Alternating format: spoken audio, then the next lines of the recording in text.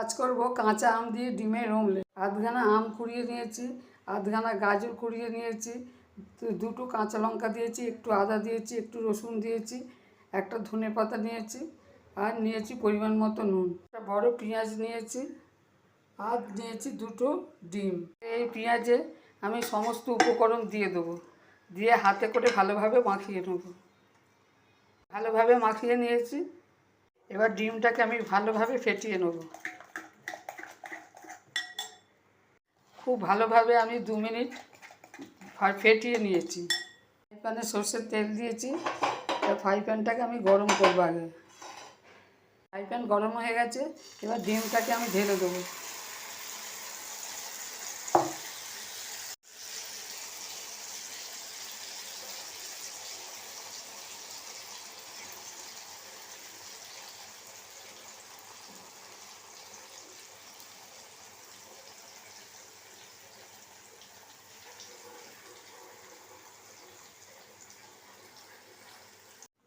এবার ডিমটাকে আমি থালায় উল্টে দেবো, প্লেটে।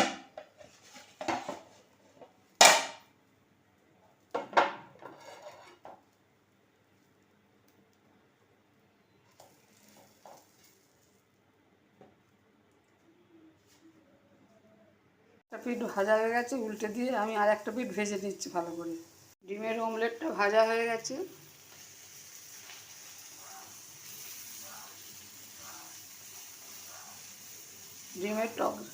ডিমের অমলেট আমার রেডি।